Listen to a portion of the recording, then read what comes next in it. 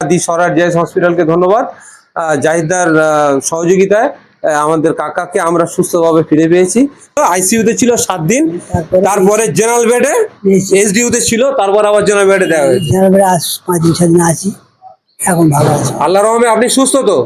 তা আপনি আমাদের দর্শকদের বলে দেন যারা আপনাকে প্রোগ্রাম দেখেছিল যে সরার জেএস হসপিটালে আপনার ট্রিটমেন্ট কেমন হয়েছে? ট্রিটমেন্ট ভালো আছে, খুব ভালো হয়েছে তো?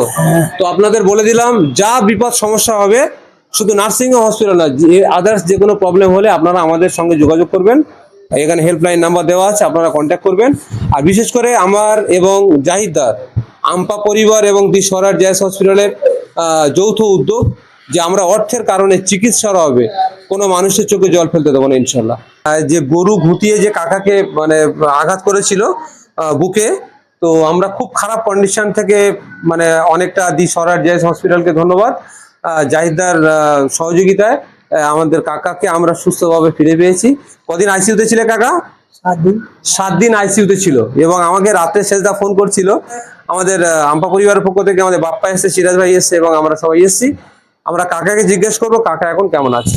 আমি খুব ভালো আছি, এখন 7 দিন ছিলাম।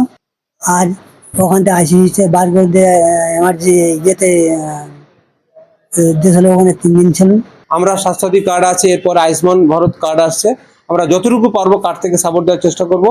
আর আমাদের যেহেতু ফ্যান ফলোয়ার যারা আছে, যাদের অর্থের প্রয়োজন হবে, আমরা স্ক্যানার দিয়ে দিই, তারাও আর্থিকভাবে সহযোগিতা করবে ইনশাল্লাহ। আপনারা